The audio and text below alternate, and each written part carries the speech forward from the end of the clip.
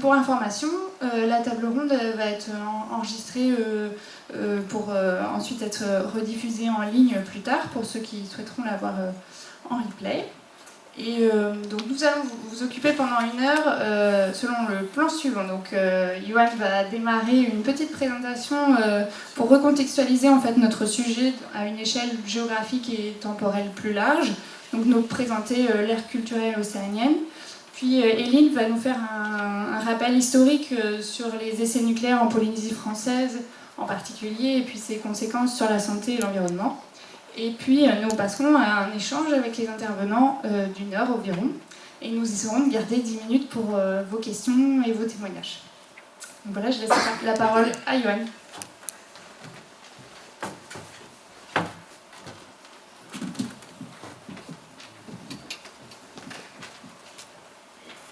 Merci Paula pour ces précisions. Donc nous allons sans plus tarder commencer à cette rapide présentation du contexte océanien en définissant clairement de quel territoire nous allons parler ce soir.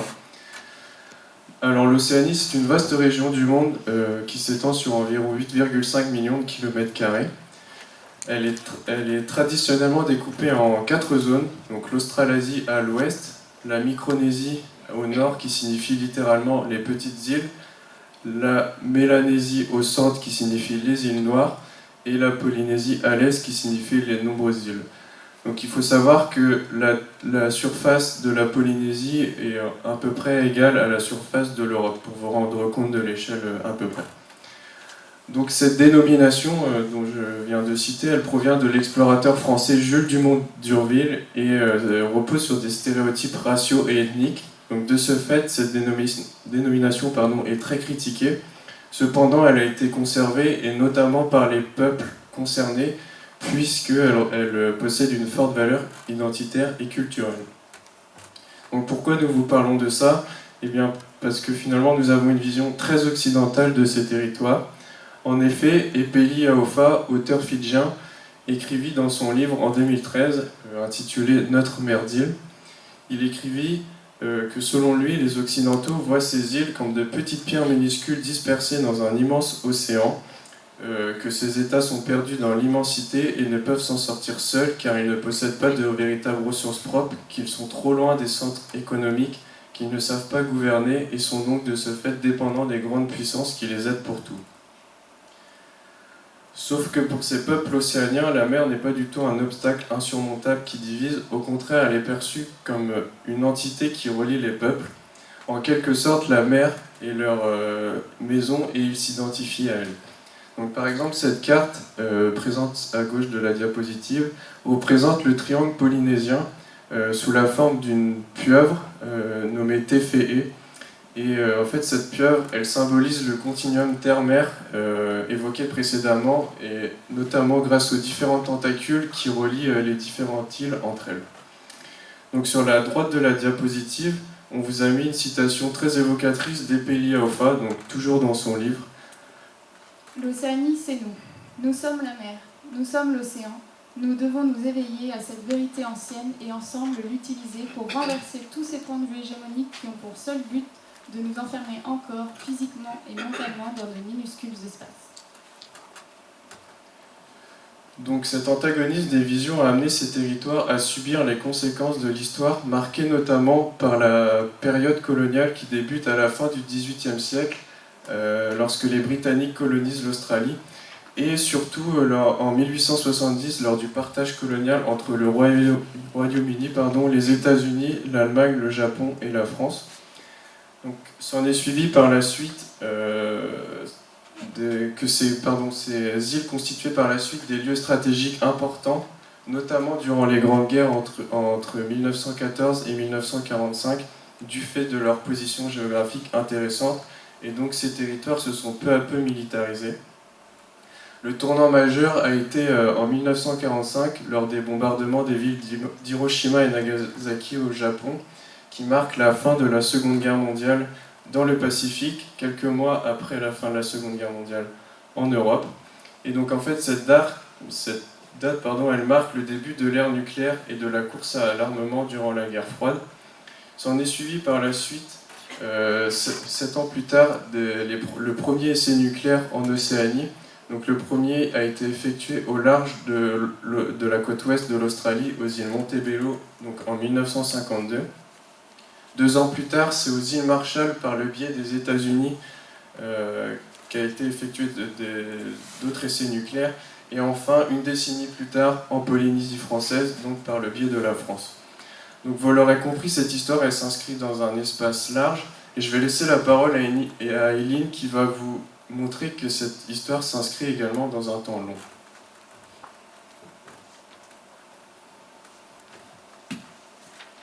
Merci Yoann pour cette contextualisation.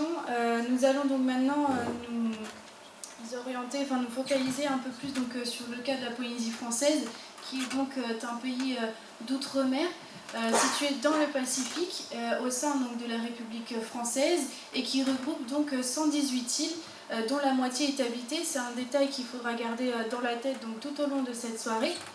Il y a donc 55 ans, plus précisément le 2 juillet 1966, le premier tir de bombe atomique, donc appelé Aldébaran, faisait donc basculer la Polynésie dans l'ère du nucléaire. Et l'armée française procédait donc à son premier tir aérien au-dessus de l'atoll de Mururoa, que vous pouvez localiser juste ici.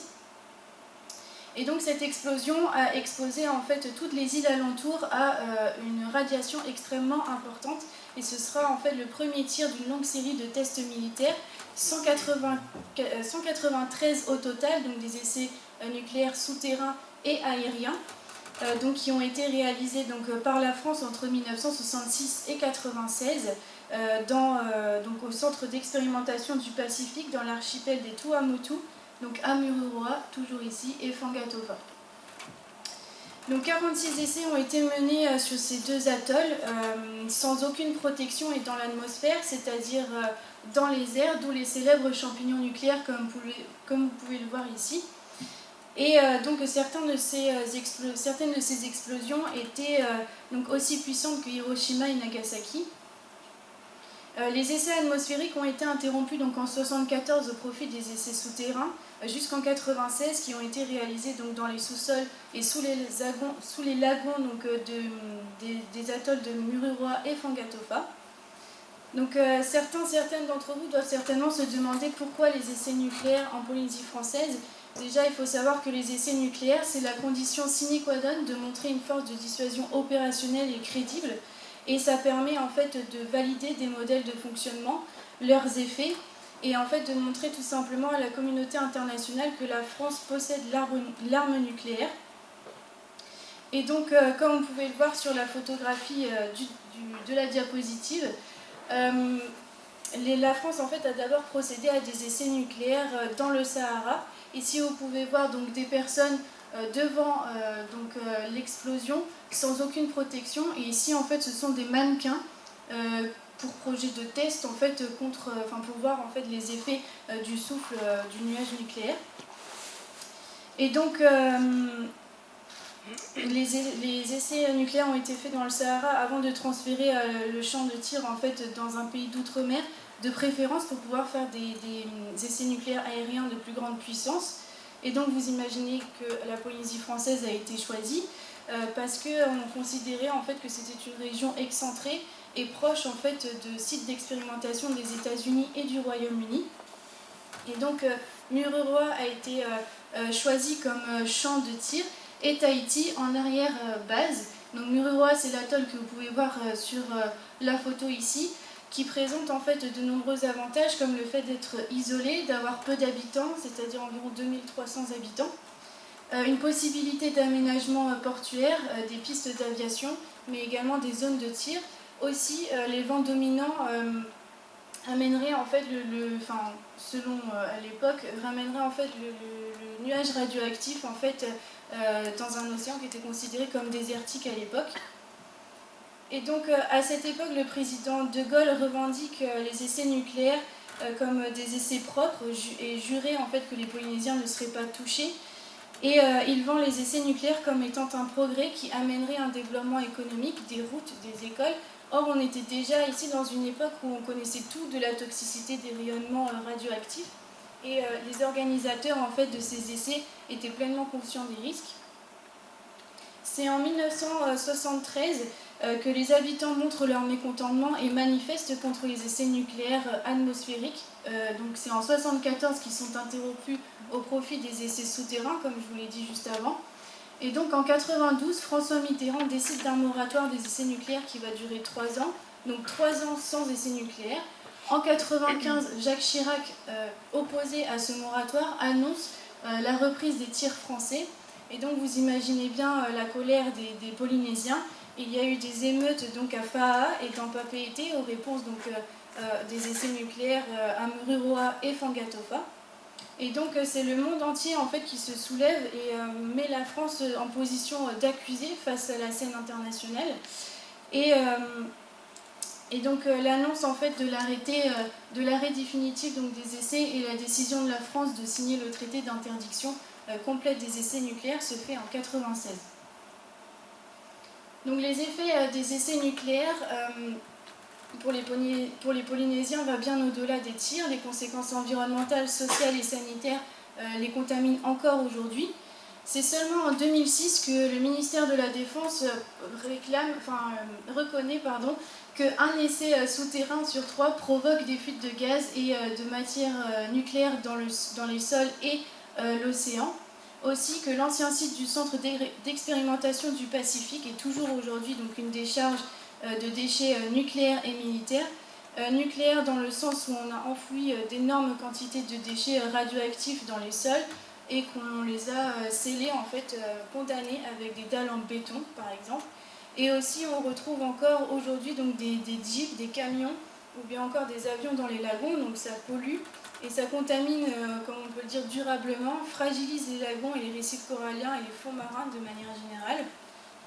Donc on ne peut pas écarter le risque de glissement de terrain sous-marin du nord de l'atoll et donc par conséquent les risques de tsunami et de dilution de la radioactivité. Donc vous pouvez l'imaginer, les effets des essais nucléaires ne se limitent pas à l'environnement. On a par exemple donc la santé des Polynésiens et des militaires en fait a été gravement touchée. Ils sont donc sujets à l'apparition de cancers, de leucémie, et il faut savoir que les effets de la radioactivité sont héréditaires. Donc ça cause une instabilité génétique, des risques psychosociaux et j'en passe. Les îles Gambier notamment, ont été exclues du périmètre à risque que vous pouvez voir donc, sur cette carte. Donc ici en rouge c'est le périmètre à risque, les îles Gambier sont ici. Et en fait ici c'est une carte qui a été extraite donc, de documents militaires déclassifiés. Et en fait les atolls n'ont pas été évacués et ni les militaires ni les Polynésiens n'avaient d'équipement de protection contre les explosions. Et le message des autorités sanitaires était de s'abriter de la pluie. Or, les Polynésiens buvaient de l'eau de pluie et tout était contaminé, les sols, les plantes et l'eau. Donc, ancien de la Marine nationale, vétéran des essais nucléaires, Jean Luxens, qui appartenait donc à un équipage qui était donc sur un navire qui prélevait en fait les taux de radioactivité après explosion, exprimé donc dans un débat de l'émission Public Sénat. On nous disait donc de nous mettre les mains sur les yeux et de tourner le dos aux champignons. 90 secondes après l'explosion, on ne risquait plus rien. Il faut savoir que lui et son équipage on leur a fait faire des examens médicaux et des contrôles. Et ils n'ont jamais su pourquoi ces contrôles et pourquoi ces examens, ils n'ont jamais eu de résultats, mis à part le fait que tous les membres de l'équipage avaient les poumons noircis par le tabac, y compris ceux qui ne fumaient pas. Et donc, on lui déclare plus tard une maladie qui est très probablement due donc, à sa forte exposition aux radiations lorsqu'il était jeune. Et ce sont des témoignages qui sont extrêmement fréquents parmi les vétérans des essais nucléaires, mais parmi également les anciens travailleurs en fait, polynésiens. Et donc en fait les réels risques qu'ils ont encourus ont été cachés des habitants et des militaires. Donc il y a encore quelques mois, avant la visite d'Emmanuel Macron en Polynésie française, des milliers de personnes ont manifesté donc, pour réclamer à la France de reconnaître sa faute. Et donc pour Oscar Temaru, dirigeant indépendantiste polynésien qui a porté plainte contre la France donc en 2018 pour crime contre l'humanité, disait que toute la population va pouvoir déposer plainte au tribunal international parce que le rapport toxique rappelle que plus de 100 000 personnes ont été contaminées par l'essai Centaure, qui était un essai aérien daté donc de 1974. Et donc le rapport toxique ici dont il fait référence est un rapport qui est une enquête en fait sur les essais nucléaires français en Polynésie, qui a épluché donc les documents militaires classés secret défense et déclassifiés en 2013. Et donc dans ces documents, on voit pertinemment qu'il y avait une vraie connaissance en fait des autorités militaires et scientifiques françaises des réels risques qu'encouraient en fait les militaires et les Polynésiens exposés donc à ces essais nucléaires. Donc on vous invite vivement donc à lire, si vous êtes intéressé par le sujet et pour avoir plus d'informations, à lire cette enquête en ligne de Disclose et l'ouvrage Toxique. Mais également, donc, on a eu une énorme bibliographie et on recommande particulièrement ces ouvrages, par exemple, dont Le nucléaire en Océanie, Tu connais, de Jean-Marc Reynaud. Et donc, voilà, on a eu une bibliographie assez fournie. Et donc, pour finir cette présentation, nous vous rappelons que la table ronde ici s'intéresse particulièrement donc, à la perception des autochtones et leurs moyens d'expression, de lutte, écartés donc de cette vision classiquement occidentale. Et donc, on va tenter à travers cette table ronde de répondre à la question suivante: et quels sont les bouleversements et quelles sont les résistances dans la société polynésienne? Donc, bien que notre bibliographie était fournie sur la contextualisation en fait, des essais nucléaires en Polynésie, elle était beaucoup moins sur la vision des autochtones, d'où cette table ronde. Et donc, on vous invite vivement à profiter donc, de cette soirée et de ce moment privilégié avec nos invités, nos intervenants, spécialistes de la question. Invités et intervenants que je vais donc vous présenter en détail et que j'invite à rejoindre la table ronde si vous voulez bien. Je vous invite à vous installer. Autour de la table.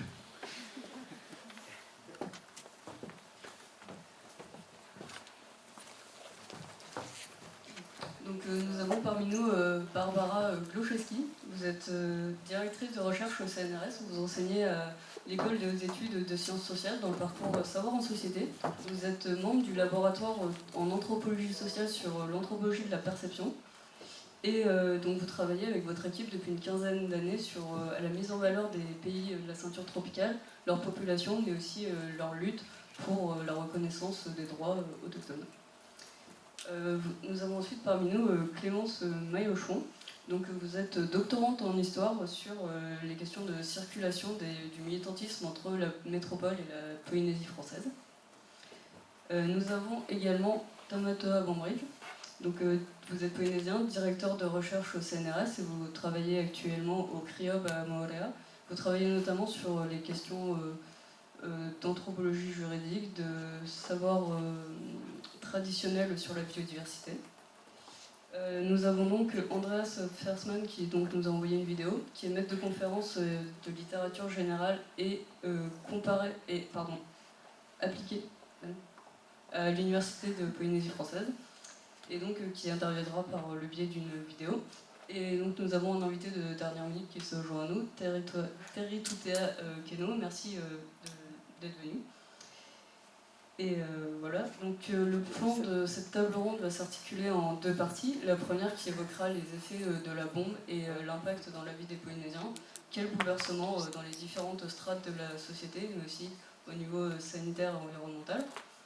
Et la deuxième partie abordera les questions de résistance et de lutte pour la réparation que ces événements ont pu amener. Donc nous allons commencer sans plus attendre avec...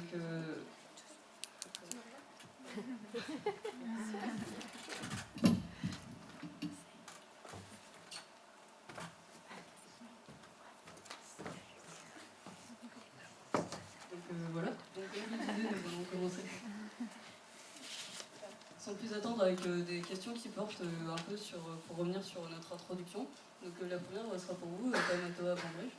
Donc il a été évoqué le concept de merdier des Péliers à Opa. Est-ce que vous pouvez un peu plus nous expliquer en détail ce que ça implique au niveau de la perception du territoire et donc sur ces questions d'essais nucléaires?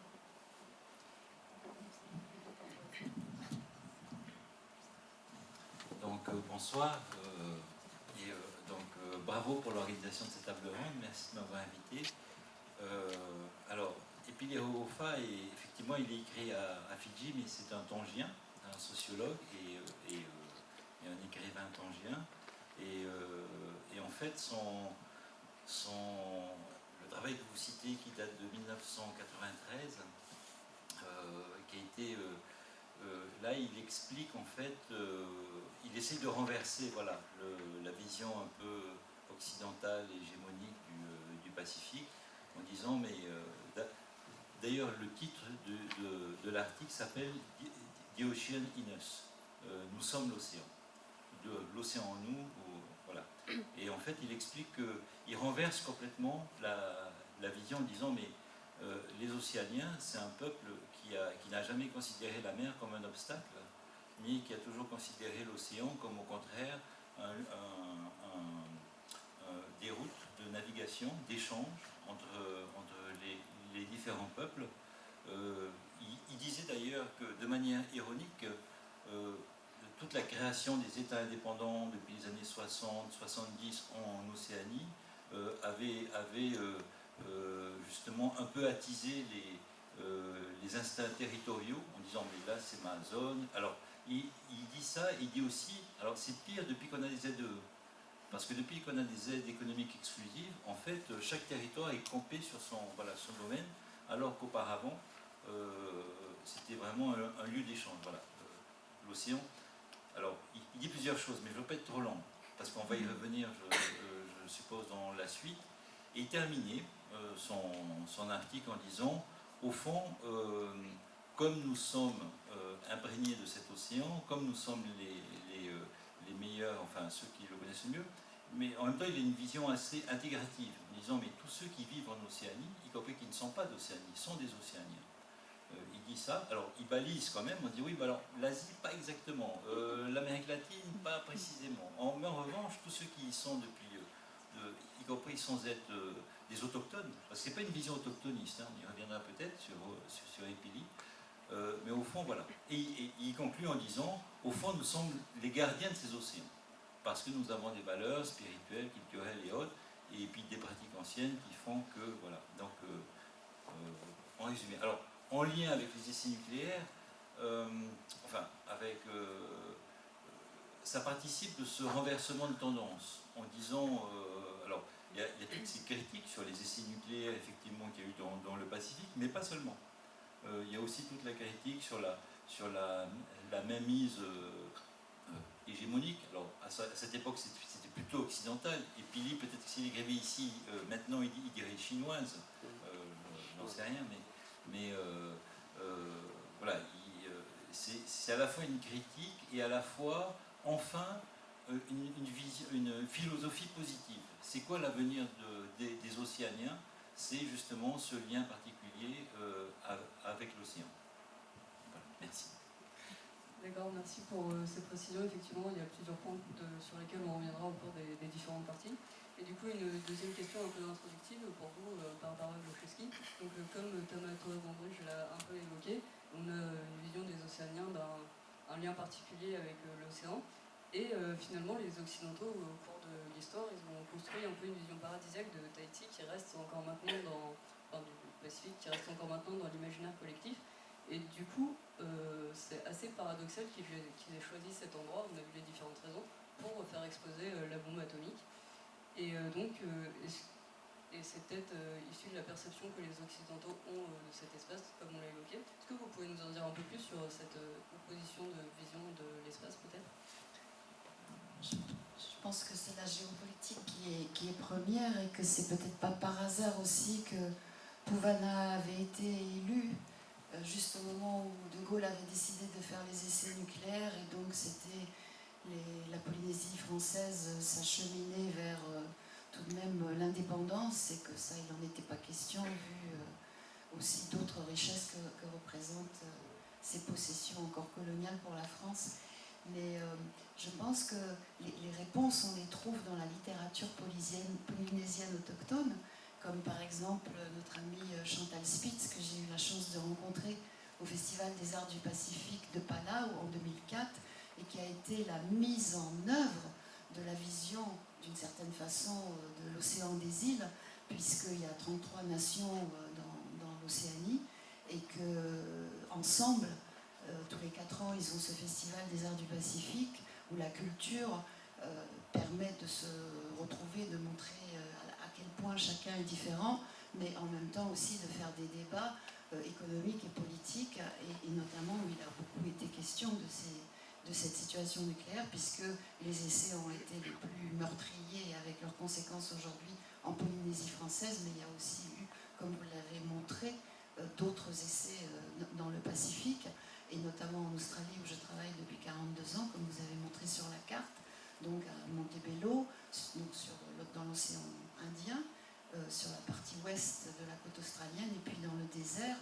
Mais pour parler, puisque vous vouliez parler aussi d'autochtonie, vous avez aussi mentionné les premiers essais en Algérie, donc c'était pas par hasard. À l'époque, c'était encore français, donc ils ne pouvaient pas continuer dans le désert du Sahara, puisque l'Algérie est devenue indépendante. Et donc, il y a un poète qui s'appelle Awad, qui est touareg, qui vit en France, et qui a écrit des poèmes magnifiques qui décrivent justement l'impact de ces essais nucléaires dans le Sahara. Et à l'heure actuelle, je vous invite tous à aller au Centre d'art et du paysage de Vassivière, où il y a une exposition qui s'appelle La sagesse des lianes, avec des artistes surtout du sud, de Madagascar, et de la Réunion et des Antilles, et notamment Awad a aussi participé parce qu'il est également peintre.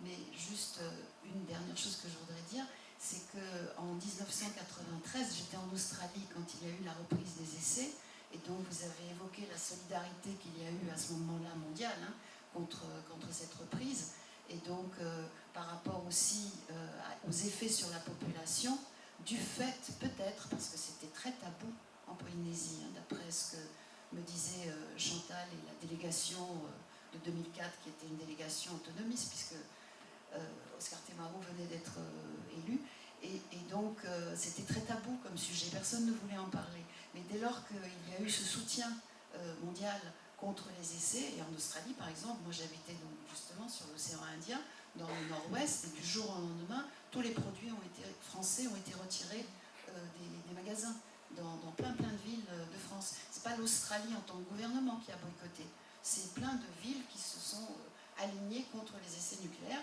Bon, il faut dire que les Australiens eux-mêmes avaient fait donc des essais. Chez eux aussi, ça a été très tabou pendant très longtemps, mais on pourra en reparler.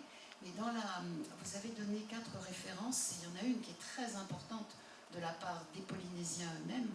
C'est un magnifique travail d'enquête qui a été fait par Marie-Hélène Villerme, qui est une réalisatrice polynésienne, avec quelqu'un d'autre dont le nom m'échappe là tout de suite, mais vous allez m'aider. C'est quelqu'un doit le savoir. Ils ont fait tout un travail d'enquête auprès des survivants, parce qu'il y a quand même beaucoup de gens qui sont morts. Et donc il y a 24 heures d'entretien avec des personnes qui parlent des effets. Et au début, ceci ne pouvait pas être montré en Polynésie. Moi, j'ai eu la chance de le voir à Paris. Il y a une mairie je crois que c'était dans le 18e, qui a passé tous ces entretiens dans une très belle exposition. Mais l'année suivante, il y avait une grande exposition à Papeete, et ça a vraiment ouvert la brèche pour que tout le monde se réapproprie ce sujet. Merci beaucoup pour ces éléments. C'était les témoins de la bombe, c'est comme ça que c'est... Les témoins de la bombe, oui. Le documentaire. Du coup, pour entamer un peu nos conversations, on avait envie de discuter avec vous 4, du coup, des effets de la boum un peu dans la vie des Polynésiens, notamment sur l'environnement, sur les bouleversements sociaux, et puis les perceptions des Polynésiens à ce sujet. Et pour remettre un peu le contexte pour le public qui ne connaîtrait pas forcément le sujet, en fait, le CEP, donc le Centre d'expérimentation du Pacifique, il a été précédé de la construction d'un aéroport international en 1959, il me semble, qui a du coup rompu l'isolement de ces îles, et c'est un peu l'entrée dans des modes de vie plus occidentaux, avec le tourisme et l'arrivée des militaires. Et ça a aussi été un grand bouleversement économique pour l'île, puisqu'elle est passée d'une économie autonome de subsistance à une économie de services aussi qui est dépendante des activités nucléaires, donc un certain nombre de bouleversements à partir de ce moment-là. Et peut-être Clémence Maillochon, je ne sais pas si vous m'entendez bien, si on vous entend bien. Oui, je vous entends. Ah, c'est bon, super. Et ben on voulait vous demander un peu, avec vos recherches, ce que vous avez compris des bouleversements au niveau des inégalités sociales dans la société polynésienne que le CEP et le début des essais nucléaires a engendré. Et puis peut-être aussi si ces effets perdurent aujourd'hui encore. Oui, alors sur les bouleversements, donc dès la période d'implantation du CEP, c'est principalement donc un bouleversement démographique, avec l'arrivée massive de métropolitains, de militaires, mais aussi des migrations de travailleurs qui viennent des îles pour s'installer donc sur les bases arrières à Hao, à Mangareva, aux îles Gambier, ainsi qu'à Tahiti. On a un nouveau paradigme économique qui va s'implanter avec ses conséquences sociétales, effectivement. On entre dans une économie de rente et une manne du nucléaire. Donc l'État français prend la décision d'avoir un budget considérable qui va permettre de couvrir les dépenses du CEP, mais également d'installer un climat politique favorable. On a donc un boom économique extrêmement rapide avec de nombreuses disparités, effectivement. Donc pour les travailleurs du nucléaire qui arrivent des îles, il y a une période d'adaptation à un nouveau mode de vie et de consommation avec des produits importés qui fait que au final, les travailleurs vont assez peu épargner. Le salariat a déjà été introduit, contrairement à l'Algérie où les premiers essais nucléaires ont précipité la fin d'un système de troc transsaharien chez les populations touareg. Mais effectivement, donc, des travailleurs qui étaient autrefois pêcheurs, agriculteurs ou vaniculteurs vont entrer dans une période de déclin d'un mode de vie rural avec la perte d'un savoir-faire et donc cela va produire un sentiment de déchirement et une crise identitaire qui va nourrir les revendications du mouvement de renouveau culturel qui arrive dans les années 1970. Donc sur les inégalités, je dirais qu'il y a effectivement une partie de la population qui a souffert de cette implantation, mais également une partie qui s'est considérablement enrichie en faisant fortune grâce à cette manne d'argent du CEP. C'est le cas de nombreux métropolitains ou d'étrangers qui sont venus faire des affaires en Polynésie à cette période, mais également de beaucoup de Polynésiens qui se sont enrichis dans des domaines variés comme le BTP, l'immobilier ou encore l'import-export. Donc on a une frange de la population qui s'urbanise très rapidement et qui va avoir un peu de peine à s'insérer dans ce nouveau modèle économique. On le voit aujourd'hui avec un phénomène de paupérisation aux alentours de la PET, et également car les investissements qui ont été faits à cette époque ont été initiés par des classes qui étaient déjà aisées. Donc on a eu un creux qui s'est réalisé entre des classes sociales mais qui s'étaient déjà préinstallées à cette époque. Donc on a des hauts salaires et un budget considérable pour installer un climat politique, car l'économie du territoire s'articulait complètement autour des essais. Et aujourd'hui, est-ce que du coup on ressent encore ces effets actuellement? Oui, alors on ressent donc dans les témoignages par exemple d'anciens travailleurs le regret d'avoir pu s'enrichir sur une période assez courte. Donc certains ont pu épargner, acheter des maisons, envoyer leurs enfants à l'étranger. Ce n'était pas le cas pour tout le monde. Il y a eu une manne d'emploi au début du CEP, mais qui s'est tarie notamment lors de la période où les essais atmosphériques sont passés en souterrain et où au final le besoin de main-d'œuvre a décliné. Et donc effectivement l'écart entre les populations qui sont venues s'installer à Tahiti, qui se sont retrouvées dans des quartiers parfois insalubres, dans les bidonvilles notamment, s'est creusé donc avec les classes qui avaient pu s'enrichir dans différents domaines. Merci beaucoup pour ces réponses. La connexion est un peu instable, mais je pense qu'on a bien compris vos réponses. Du coup, pour compléter sur ces bouleversements, il y a aussi des bouleversements géographiques et culturels. Peut-être, Tarituta Keno, pardon, vous pouvez peut-être nous expliquer ce que vous savez de la perception des Polynésiens lors du début de ces essais nucléaires et encore maintenant. Bonsoir à tous déjà. Donc alors juste pour info, moi ma spécialité c'est la géographie, hein, mais surtout la cartographie et puis la cognition spatiale, donc tout ce qui est mentalisation, etc. Alors je suis très content d'intervenir, bon c'était pas prévu ce soir, merci encore une fois de l'invite. Je n'ai pas nécessairement, contrairement à mes collègues, j'ai révisé un peu, je fiche, mais en tout cas, la question sur la perception des Polynésiens, pour te répondre clairement, je ne l'ai pas, je vais pas t'inventer ça. Par contre, d'un point de vue géographique, peut-être ce qui s'est passé, c'est le renforcement du modèle centre-périphérique qu'on avait déjà un petit peu à l'époque, au début du 19e, à l'instauration du protectorat, en fait, où les Pongolais s'étaient déjà un peu installés, par exemple sur Tahiti, place Tararog. Et de fil en aiguille, ça n'a fait que, l'installation, les essais nucléaires n'ont fait que renforcer cette, en fait, ce qu'on appelle une sorte de macrocéphalie, en fait, où Tahiti va concentrer un peu tous les services, quoi. Donc, en commençant, je dirais que, d'un point de vue géographique, en tout cas, c'est ce renforcement-là qui a eu lieu, ce renforcement de ce modèle-là. Évidemment avec des conséquences plus ou moins, voilà, je ne sais pas si le mot dramatique est juste, mais en tout cas il y a eu des îles qui sont aux alentours, les périphéries, donc ont commencé un peu à se dépeupler. Et là la difficulté, je pense, pour le centre actuellement qui est Tahiti, c'est un peu d'essayer de... j'ai un peu de mal, mais en tout cas essayer un peu de redistribuer comme il faut les cartes, parce que quand il y a un centre, il faut qu'il, d'un point de vue économique, etc. Enfin, il y a plusieurs questions derrière, mais il faut quand même assurer une forme de redistribution. Et c'est vrai que dans certains archipels, je pense notamment au Marquis, mais pas que, il n'y a pas forcément toutes les infrastructures qu'il faut au niveau public, les hôpitaux, etc. Mais parfois c'est compliqué, quoi. Voilà.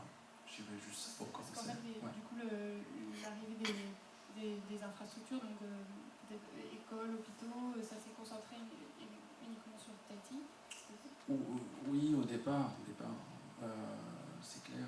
On doit ça à l'État, à l'implantation des collèges, des lycées, mais ça s'est d'abord fait plutôt sur les îles du vent, donc Tahiti en particulier. C'est une des raisons d'ailleurs qui a en parlé de dépeuplement. Alors effectivement, je ne sais plus si la collègue l'a souligné, mais il y avait effectivement, à l'époque c'était Makatea, je crois, qui commençait à être en déclin, là où on exploitait le phosphate, donc il y a eu une migration en fait des travailleurs sur notamment, mais Tahiti aussi. Donc il y a eu, ça a causé un peu le dépeuplement. Mais au-delà de ça, les familles aussi à l'époque dans les îles éloignées voulaient accompagner leurs enfants pour qui rentraient au collège ou au lycée. Donc voilà, il y a eu des mouvements migratoires un peu comme ça. Et ça répond à ta question. Oui. Super. Tout à fait. Peut-être Tarnato Popovic pour continuer sur cette question des équilibres. On voulait aussi discuter de l'environnement, des gestions environnementales un peu sur les îles et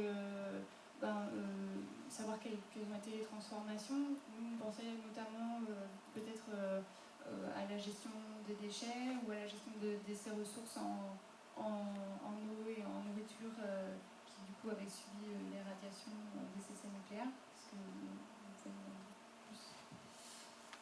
Oui, alors je vais je vais peut-être revenir quand même sur des trajectoires longues et plus courtes. Comme ça a été dit, en fait, Papeete, Tahiti concentrait déjà 50% de la population en 1950. Donc, déjà avant l'arrivée des essais nucléaires, il y avait déjà ce phénomène de concentration urbaine. ça a été dit tout à l'heure, les essais nucléaires, ça a vraiment accéléré l'exode rural. Alors, la venue des personnes extérieures, c'est une chose, mais aussi le dépeuplement des îles, parce que la main-d'œuvre était manquante. Alors, tout ça dans un contexte, il ne faut pas oublier, le contexte politique, c'est un contexte colonial. Les institutions sont aux mains du gouverneur.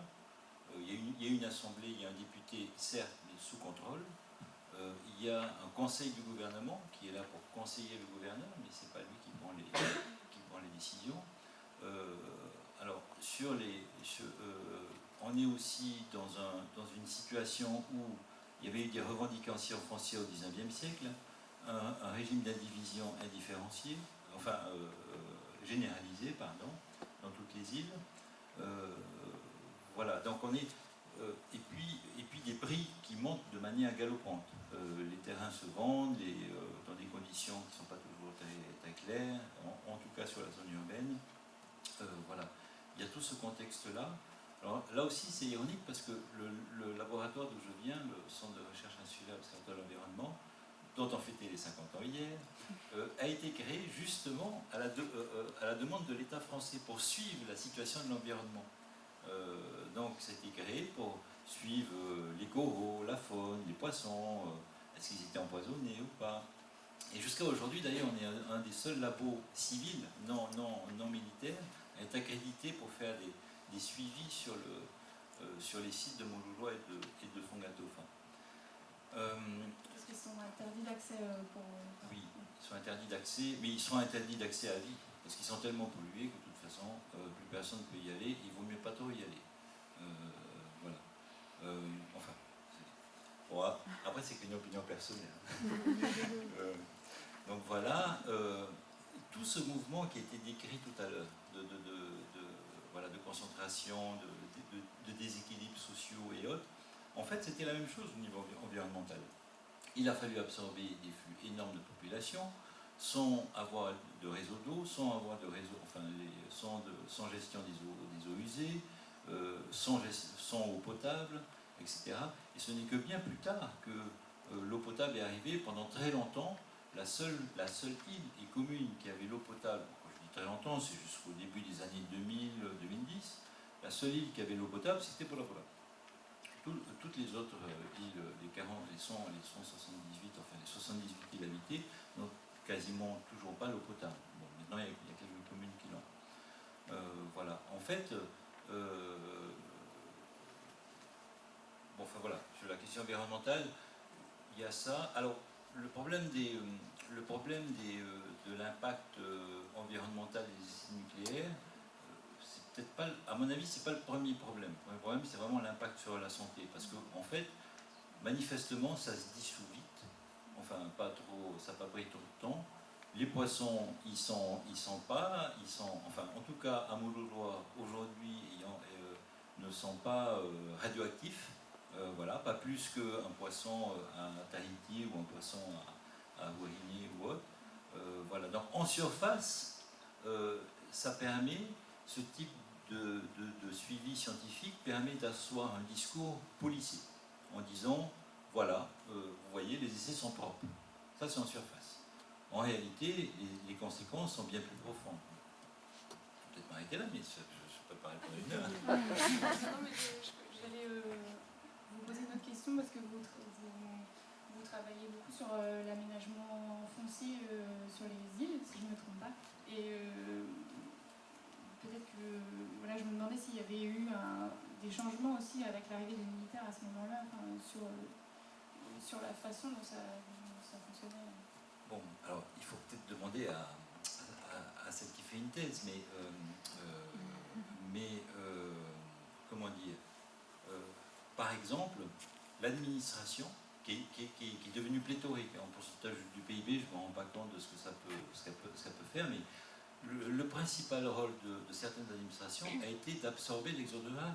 Ça n'a pas été d'avoir une administration performante ou même qualifiante, ou même, mais ça a été vraiment d'absorber le surplus. Et quand il y a la période dont vous parliez, là, les années 70, et quand l'activité s'est un peu tarie, c'est bien la fonction publique qui a pris le relais. Voilà. et c'était possible à partir du moment où la Polynésie était sous perfusion permanente. C'est-à-dire que, ben, vous le disiez, dans les années 50, c'était à peu près à l'équilibre. Bon, ça n'allait pas le rester, mais là, c'est sûr qu'après, dans la période CEP, on était sous perfusion permanente. On en arrive à un paradoxe aujourd'hui, mais c'est aujourd'hui, où plus on fait du PIB, de la croissance économique, et plus on est dépendant de l'extérieur. C'est extraordinaire ce pays. Bon, c'est pas le seul, hein. Mais enfin voilà. Mais... C'était quoi votre question? Les systèmes d'aménagement. Ah, les systèmes d'aménagement. Oui, bon, il n'y a pas eu de politique, il n'y a pas eu de politique de système d'aménagement. Alors, il y a eu la période où vraiment il y a une mainmise du gouverneur sur les institutions et autres. Ensuite, il y a eu les statuts d'autonomie. Donc à partir de 77, autonomie de gestion, 84. Mais 84, ça a été, à mon avis, une grande rupture. Parce que là, la Polynésie était compétente, avait les moyens de le faire. Le problème, c'est que tout ça s'est fait sans contrôle. Il y avait un Premier ministre célèbre qui disait, à un moment, qui avait vu un peu cette dynamique évoluer, il disait, mais qui paye contrôle? C'était Michel Rocard, dans un discours en Polynésie, parce que, en fait, si vous voulez, auparavant, on avait des gens investis dans le politique, que ce soit du côté d'ailleurs des indépendantistes, parce que même le mot indépendantiste, on ne pouvait pas le prononcer de 1950 à 70. On parlait, voilà, ceux qui étaient indépendantistes se disaient autonomistes. Alors, ceux qui étaient pro-État sont devenus autonomistes à partir des années 90. On en reparlera tout à l'heure. Ouais, voilà. Oui, voilà, je ne veux pas trop aller trop loin, mais bon. Eh bien, juste pour élargir un peu cette question à l'ensemble de l'Océanie, Barbara Glojewski, on se demandait si vous aviez des exemples d'autres îles du coup, qui étaient concernées par des essais nucléaires, enfin d'autres pays, et sur les bouleversements au niveau culturel, sociaux et environnementaux. Bon. Notamment il y a un groupe d'artistes engagés, d'activistes qui sont basés en Angleterre, qui s'appelle Forensic Architecture. Et sans doute que vous devez les connaître parce qu'ils font de la cartographie justement, et notamment pour tous les essais nucléaires. Donc ils ont un site, c'est intéressant de voir le type d'enquête qu'ils font par la cartographie du Pacifique. Mais là, la seule chose dont je peux parler, c'est ce que je connais, c'est-à-dire l'Australie. Et donc, il y a eu des essais nucléaires dans le désert, dans un site qui s'appelle Maralinga, où, en fait, pour faire ces essais-là, ils ont voulu aller chercher des aborigènes qui étaient encore chasseurs et cueilleurs, enfin nomades ou semi-nomades.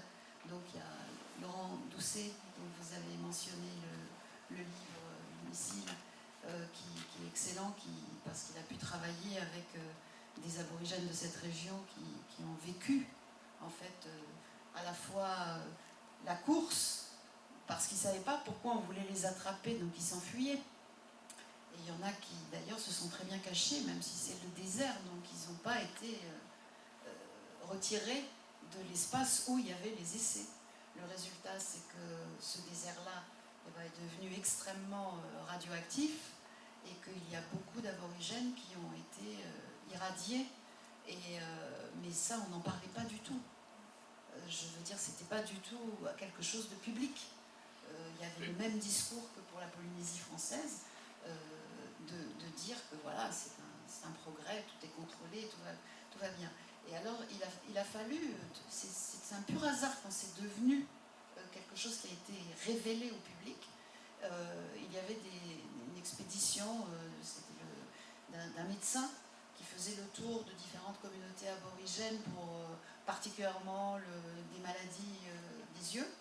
Et c'est là qu'en recevant des patients, il s'est aperçu qu'ils avaient les pieds déformés, voilà, parce qu'ils avaient été irradiés. Donc ça a été un scandale, mais même là, on a voulu étouffer les choses.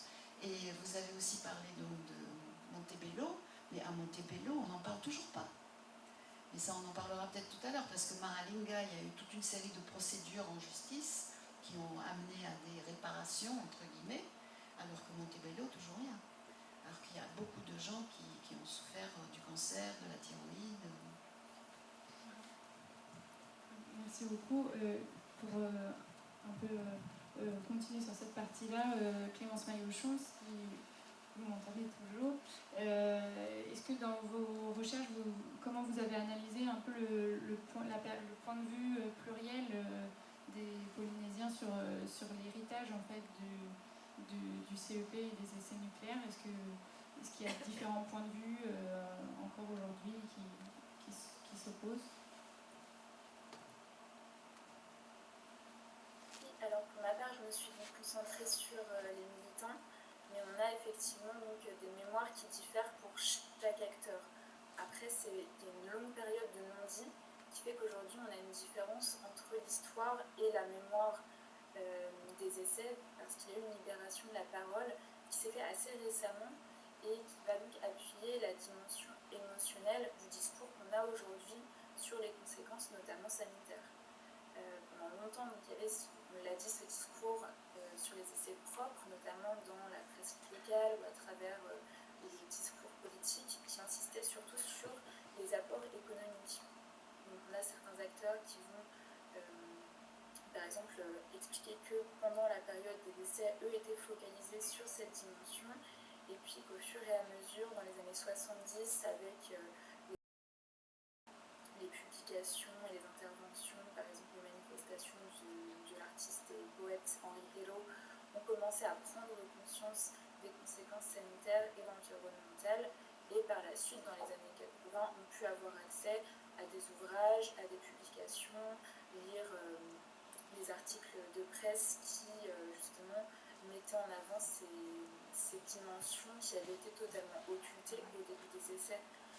Ce qui est intéressant, c'est que dans mon étude, j'ai pris en compte le fait que l'ensemble de la population a un parcours qui est lié de près ou de loin à cette période, parce que le centre d'expérimentation est un marqueur fort de l'histoire contemporaine de la Polynésie. On a donc des acteurs qui vont encore valoriser ces apports financiers, mais il ne faut pas oublier que l'argumentaire contraire, qui mettait en garde contre le risque d'iniquité dans la redistribution des richesses, existait déjà dès la période d'implantation. Donc, certaines personnes peuvent également, notamment chez les militants, parler de crime colonial. C'est un terme qui reste relativement marginal au début de la période du CEP. On trouve surtout chez certains acteurs militants, il y a effectivement une chape de plomb sur ces critiques, parce que la société polynésienne n'est pas encore dans cette dynamique militante que l'on peut retrouver aujourd'hui. On avait quelques chercheurs qui ont utilisé ce terme dès les années 70, comme Ben Danielson et sa femme Marie-Thérèse, qui était très investie contre les essais nucléaires, qui ont publié un livre en 1974 appelé Mororo à mon amour, dans lequel ils faisaient déjà un lien entre nucléaire et colonialisme. D'ailleurs, ils vont assumer ce lien plus clairement par la suite en republiant un ouvrage intitulé Mololoa, notre pont colonial revu et augmenté. Donc on a des représentations plurielles au sein de la société qui s'expriment souvent à travers le rapport avec l'État et la perception des impacts des essais, des bouleversements sociétaux à travers des trajectoires individuelles. Bien sûr, on ne va pas avoir la même perception des essais chez quelqu'un qui a grandi à Hao, qui a vécu, comme certains le disent, un âge d'or, parce que c'est un atoll qui servait de base arrière au CEP. Et donc, à Hao, contrairement à beaucoup d'endroits où il y avait des bases arrières du CEP, il y a véritablement une nostalgie de cette période, car aujourd'hui, on a un sentiment d'abandon avec un fort taux de chômage. Alors que, par exemple, aux îles Gambier, où j'ai effectué un terrain d'études récemment, la plupart des habitants m'ont dit qu'effectivement, de base arrière sur l'atoll et l'autotéléphone a permis d'avoir un développement avec la construction de routes. Avant, le bateau ne passait qu'une fois tous les 6 mois, voire tous les ans, donc ils avaient des approvisionnements beaucoup plus réguliers. Mais en même temps, le choc avec les militaires ne semble pas du tout leur manquer. Merci beaucoup. On va continuer sur la question des représentations avec une vidéo, donc je te laisse présenter. Merci. Donc, nous allons passer les vidéos que nous a envoyées Andreas Fersman, dont on parlait tout à l'heure, qui donc, fait office de lancement virtuel de son livre, donc, intitulé La littérature éradiée, les essais nucléaires en Polynésie française au prisme de l'écriture. Donc, on va vous passer la vidéo. Donc voilà, on remercie Andreas Fersman pour cette vidéo très intéressante qui se conclut donc sur une séquence du PNA très, très marquante. Donc je voulais poser une question un peu ouverte avant de passer à la deuxième partie. Est-ce que vous avez des commentaires ou des compléments par rapport à la vidéo ou à la séquence qui nous a été montrée dans la vidéo?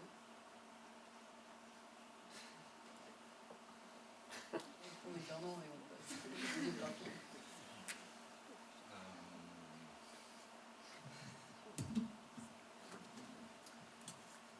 Oui, alors,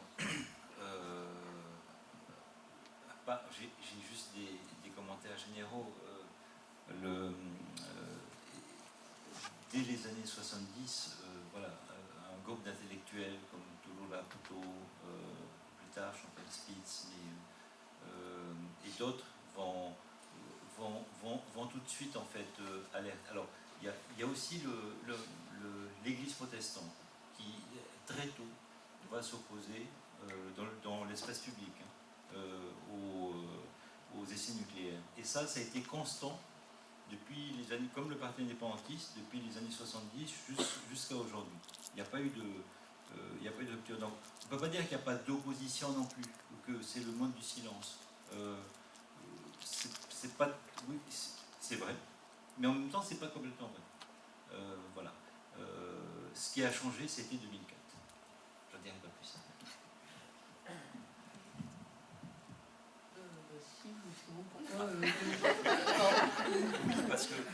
Parce qu'en 2004, contre toute attente, on est dans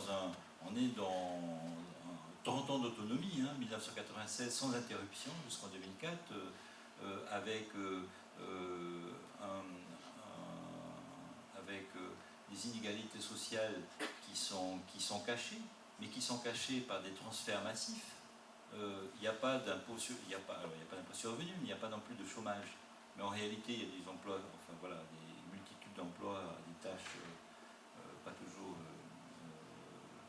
comment dire, pas utiles, mais enfin voilà, une multitude, ouais, je l'ai dit tout à l'heure. Mais 2004, en fait, c'est l'arrivée des indépendantistes au pouvoir. Mais là, contre toute attente, même les indépendantistes n'étaient pas prêts du tout.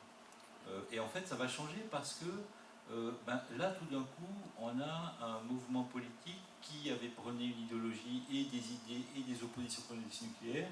Une des premières choses qui vont être faites, avec une grande réussite d'ailleurs, c'est le rapport d'enquête sur les essais nucléaires, qui sera dirigé, plus de son nom,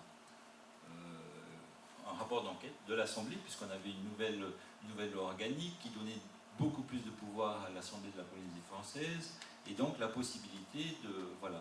Et donc c'est cette époque-là où on va commencer à documenter de plus en plus voilà, les conséquences des essais nucléaires, à la fois sur le plan environnemental et sanitaire.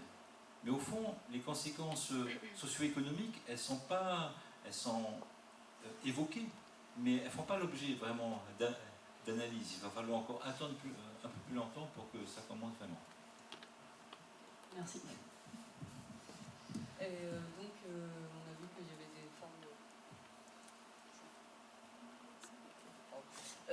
formes de lutte et de résistance qui ont pu émerger sous différentes formes. Est-ce que Clémence Mélenchon, qui travaillait donc, dans le cadre de votre thèse sur le militantisme en particulier, vous pouvez nous en dire un peu plus sur les formes qu'il prend? Je pense qu'elle n'a pas entendu.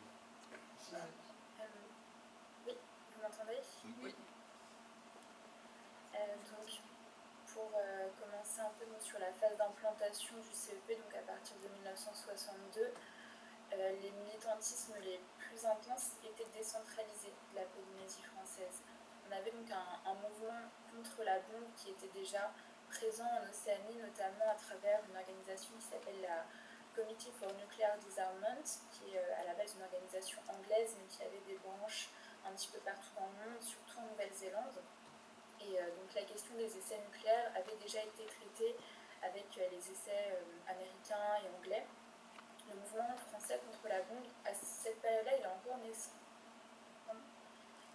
Il y a qui tient à la sphère politique, mais tout de même une mobilisation d'intellectuels, de scientifiques. Par exemple, le biologiste Jean Rostand qui avait fait un grand discours contre les essais en Polynésie à Paris en 1966, avec le premier mouvement organisé contre la bombe en France, qui était dirigé par un ancien résistant. À ce moment-là, on a des hommes politiques locaux à Tahiti comme John Terry qui vont faire campagne contre le CEP et qui tissent des liens donc, avec ces intellectuels engagés et également avec un prix Nobel de la paix, Albert Schweitzer, qui est donc un philosophe, médecin très engagé dans la lutte contre les armes nucléaires, qui va publier donc un appel pour l'arrêt des essais nucléaires.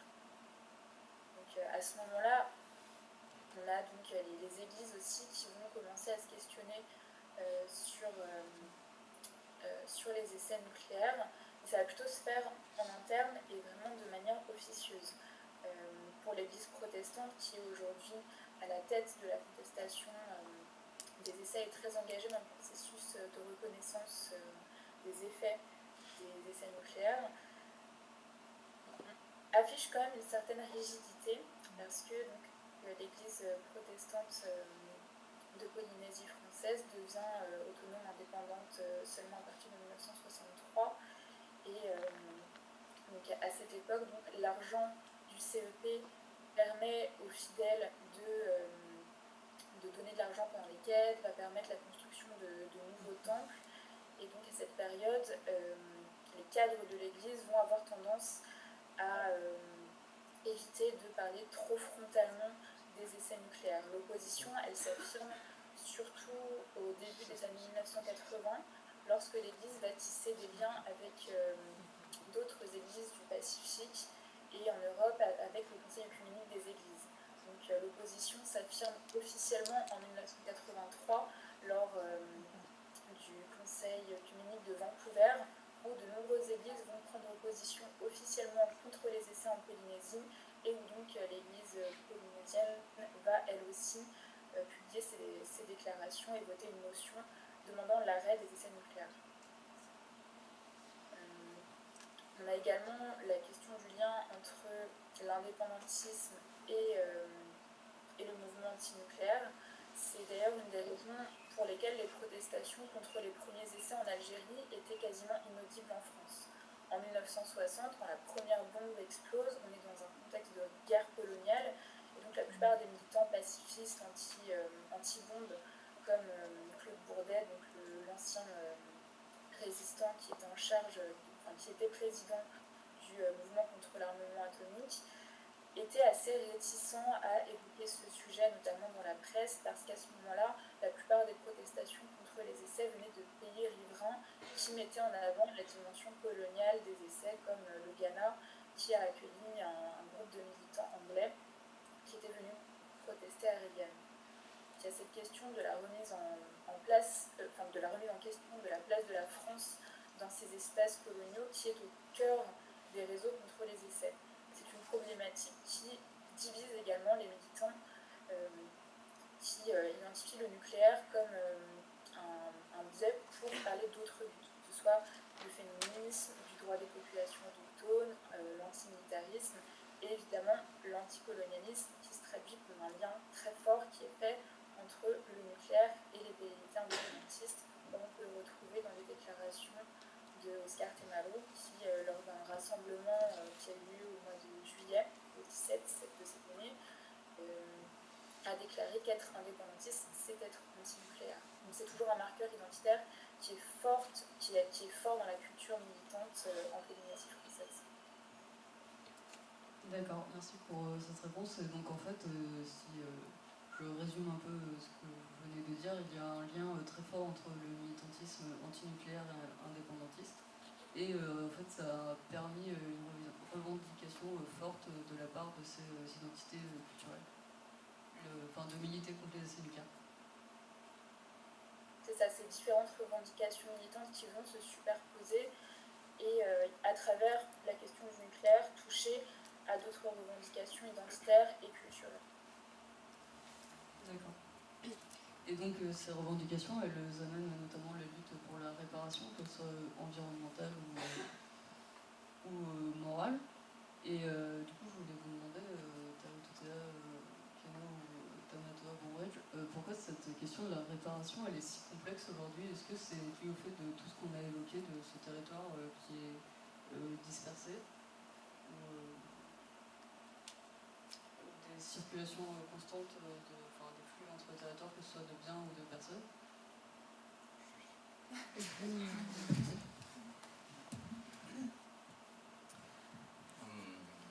Alors, la question de la réparation, avant la question de la réparation, il y avait la question de la compensation. Parce que les essais nucléaires s'arrêtent, je ne sais plus, vous l'avez montré, c'est 94 ou 95, oui, c'est ça. En 95, donc là tout de suite, le pays, enfin la Polynésie qui a déjà des compétences, en fait, réclame des compensations, et en même temps que les essais s'arrêtent, le président Chirac promet pendant 10 ans le maintien des transferts financiers. Donc le maintien, ça veut dire que c'est analogue aux transferts financiers qu'il y avait eu pendant la décennie précédente. Okay. Donc, et cette compensation, elle a toujours été maintenue sous une forme ou une autre, institutionnelle, chaque année dans la loi de finances, votée à l'Assemblée nationale, a toujours été maintenue jusqu'à ce jour. Alors, évidemment, la parenthèse indépendantiste, tout d'un coup, pouf, ça s'est affaibli. Voilà, ça s'est affaibli à ce moment-là. Mais grosso modo, comme elle n'a pas duré, de toute manière, du coup, c'est revenu. Après, la question des réparations, c'est venu plus tardivement. Je pense que 2004 a été un déclencheur dans l'espace public, voilà, parce qu'on a commencé à ouvrir des dossiers, à réanalyser les faits ou les éléments, ou ce que vous disiez tout à l'heure, voilà, des gens qui ont commencé à parler, puisque là aussi, en fait, ce qu'ont réussi les indépendantistes en 2004, c'est, en fait, il y a un mot d'ordre, je ne sais plus comment, parce que c'était vraiment le mot d'ordre politique, c'était la parole libérée. En tahitien, je ne sais plus, parce que j'ai pas voilà. Mais si vous voulez, ça a vraiment libéré la parole. Là, les gens en parlaient plus librement, on dit ce qu'ils pensaient, ou si, voilà. Des fois même ce qu'ils ne pensaient pas, mais bon. Et je pense que voilà, c'est ce moment-là qui était important. Il n'y aurait pas eu l'alternance, je ne suis pas sûr qu'on en serait. Enfin, qu'il y aurait eu plus de. Que ça. Enfin, le mouvement ne se serait pas accéléré comme il s'est accéléré depuis 2004. D'accord, merci pour cette réponse. Et donc, si on élargit cette question de la réparation aux autres territoires océaniens, notamment l'Australie sur laquelle vous travaillez, Barbara Locheski, est-ce que vous pouvez apporter des éléments de comparaison, peut-être, ou de divergence entre les luttes qu'on a pu décrire en Polynésie française et les luttes peut-être autochtones en Australie? Oui, c'est pas du tout le même type de colonisation et le même type de loi. Les lois anglo-saxonnes permettent de faire de nouvelles lois très vite et qui sauvent les apparences, hein, qui sont pleines de promesses, mais qui sont critiquées par les acteurs eux-mêmes, même s'ils se sont battus pour obtenir ces lois. Bon, ce serait très très long de rentrer dans cette... dans une comparaison, mais il y a une chose qui me frappe, c'est que en Australie comme en Polynésie, je pense que l'enjeu des destructions environnementales, que ce soit les essais nucléaires ou l'extractivisme par les minerais, est indissociable du rapport au territoire et à la souveraineté sur ces territoires. Et c'est donc pas par hasard si en 2004, quand il y a un gouvernement indépendantiste qui arrive avec Temaru, que la parole se libère. Parce que déjà, la plupart de ces activistes-là étaient antinucléaires et étaient dans les manifestations qui ont été évoquées par plusieurs personnes, par vous tout à l'heure. Et donc, moi, ce qui m'a beaucoup frappé par rapport à la Polynésie sur la question de la réparation, je ne sais pas à quel moment ça commence en Polynésie, je ne sais pas si vous avez trouvé des dates, ou peut-être Clémence, si vous savez à quel moment le discours de la réparation a commencé.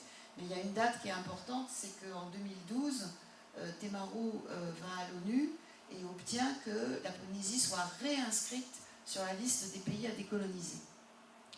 Alors il faut savoir que la Polynésie était déjà sur la liste des pays à décoloniser dans les années 50 et que c'est justement avec l'arrestation de Puvana, donc par De Gaulle, qu'il a imposé à l'ONU, c'est inouï quand même, pour pouvoir faire les essais nucléaires, que la Polynésie ne soit plus sur la liste des pays à décoloniser. Donc c'est long quand même, jusqu'à 2012. Donc Oscar Temaru réussit à faire ça à l'ONU. Et une fois qu'il a réussi à faire ça, quand on est sur la liste des pays décolonisés, il y a des délégations qui sont invitées 2 fois par an. Donc de tous les pays sur la liste des pays à décoloniser.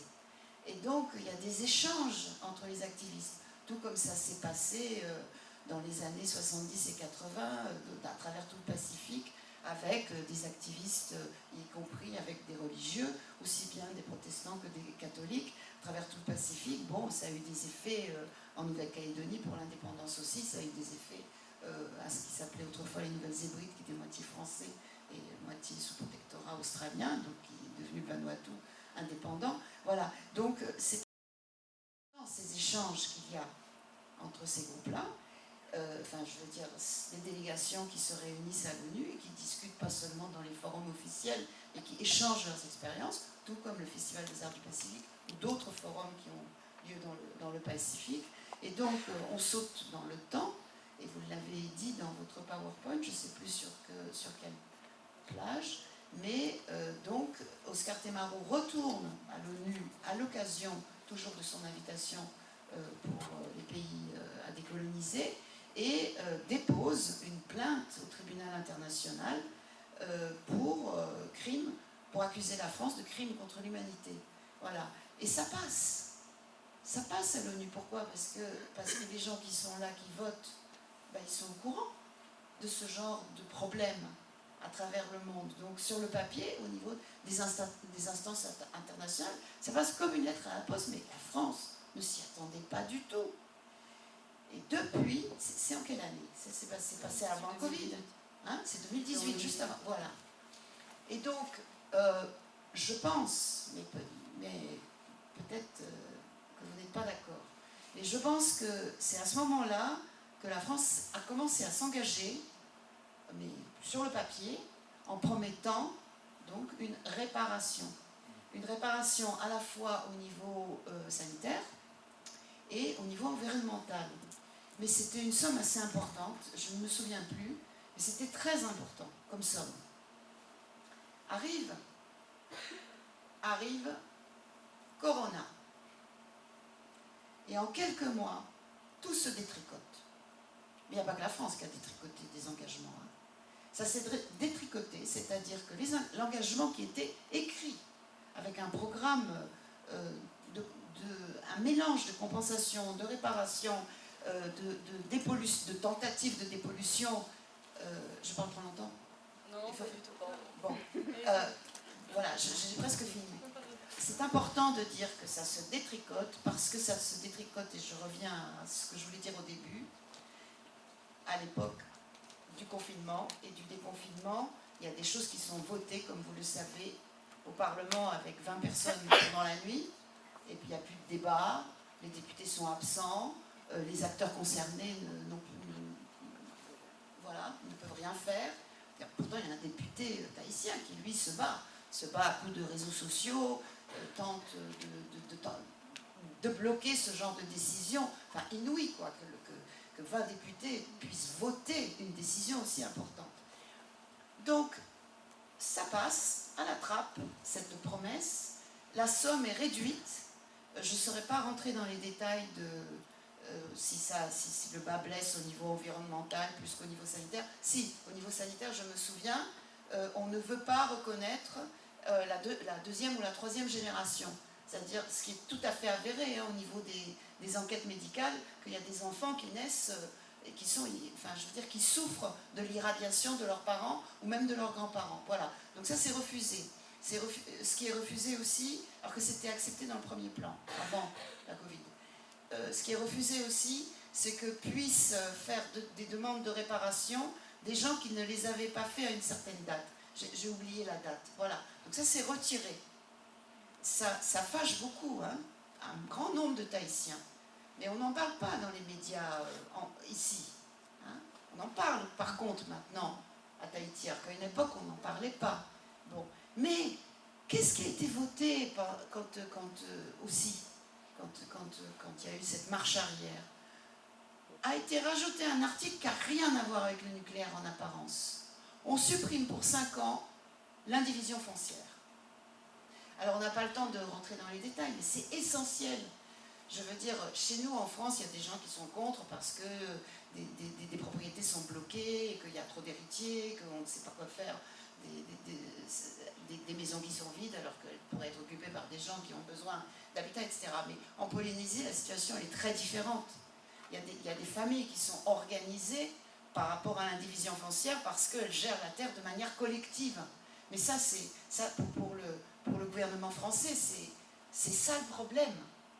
Parce que quand on gère une terre de manière collective, y compris ici dans les luttes pour défendre des terres, à Notre-Dame-des-Landes ou d'autres ZAD, eh ben, l'enjeu c'est qu'il y a une force collective d'action. Et donc ça la sape. Enfin, je m'arrête là. Merci beaucoup pour ces éléments. Est-ce que vous voulez rebondir, apporter des compléments sur ce que pour conclure comme dans votre voulez.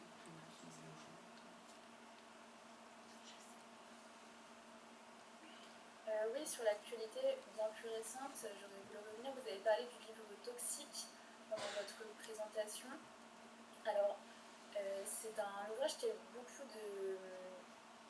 déjà, qui a été très médiatisé en Polynésie française et qui a eu un certain nombre de conséquences, notamment la mise en place d'une table ronde à l'Élysée avec des représentants des associations polynésiennes et qui a permis des avancées très récentes sur la question de la mémoire, notamment l'ouverture des archives.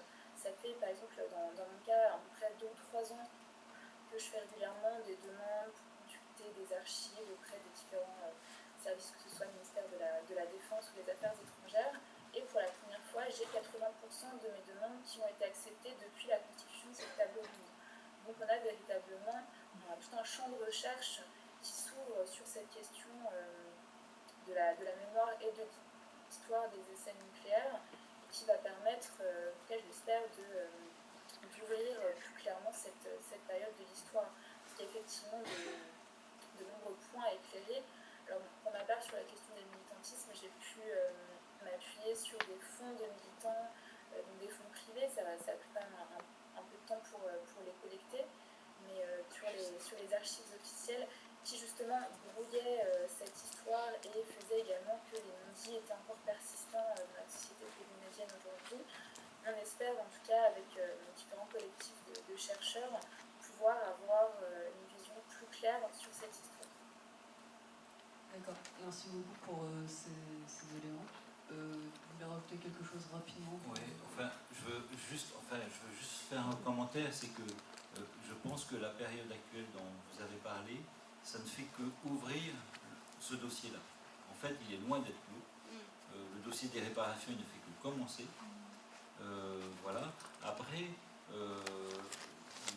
la question, mais qui sera sans doute mieux étudiée que moi, je vais y arriver, par Clémence, c'est le lien entre réparation et indépendantisme. Réparation, parce que là, pour le coup, sur les réparations, tout d'un coup, il y a un consensus. Autonomiste, indépendantiste, voilà, les premiers à monter au canot, c'est pas que les indépendantistes. Je pense que ce chapitre ne fait que s'ouvrir, qu'il y aura, à la faveur des événements, des avancées, puis des reculades, puis des avancées, puis des reculades. On sait pas. Alors, une autre chose dont on n'a pas beaucoup parlé, comme c'est un dossier qui s'ouvre, les conséquences sanitaires, une autre chose dont on n'a pas beaucoup parlé, c'est les conséquences socio-économiques. On a fait, enfin, Clémence a fait quelques constats, mais je pense que ces constats méritent d'être poussés. Et c'est peut-être pour une prochaine table ronde. Ah, voilà. Voilà. Je vais quand même fermer là, parler un petit peu quoi. Non, je rebondis sur ce que tu disais, sur cette histoire du rapport à la Terre. Et c'est vrai que moi, je pose juste une question. C'est vrai que je vais commencer à bosser dessus aussi dans le cadre d'un projet avec Amatora. Sur ce rapport à la Terre qui est quand même assez particulier, puisque ce que tu voulais dire aussi, c'était qu'au-delà de la collectivité, c'est un rapport qui est inversé. Hein, donc, c'est plutôt l'homme qui va appartenir à la Terre, du moins dans la conception, on va dire peut-être traditionnelle, je ne sais pas comment on peut appeler ça. Et on sait, pourquoi je parle de ça, parce qu'on sait que quelque part, la construction identitaire qu'il y a eu, notamment après le CEP, tourne aussi autour du concept de nature. Et c'est un concept, et c'est quelque chose, d'ailleurs en tahitien, nature c'est natura, c'est quelque chose qui, on reconnaît la racine latine, c'est quelque chose qui n'existait pas forcément.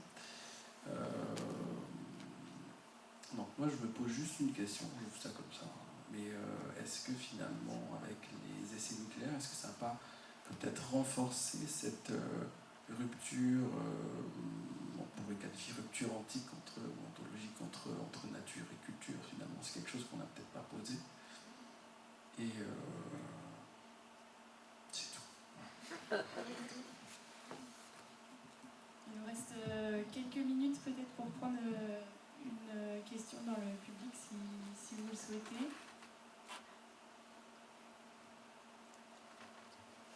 Est-ce qu'on répond à la question de votre interne tout de suite? Il y a une question là-haut. Oui.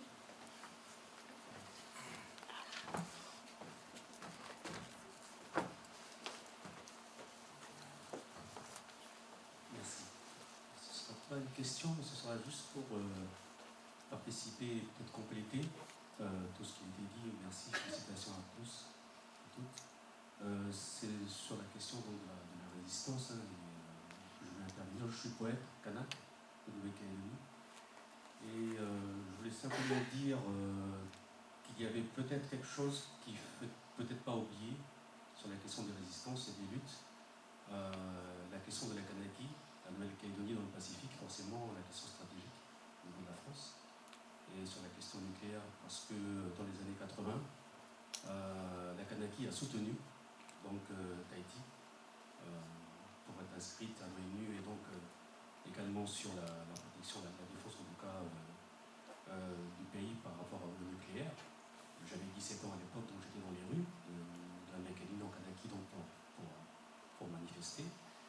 Et également sur 2018, il me semble que le recul de l'État, bien évidemment, sur la question stratégique politique dans l'Océanie, c'est bien évidemment le référendum d'autodétermination en Nouvelle-Calédonie, donc qui forcément est aussi présent. Donc voilà, c'est tous ces enjeux-là dont je voulais partager. Merci. Il y a une autre question dans la salle.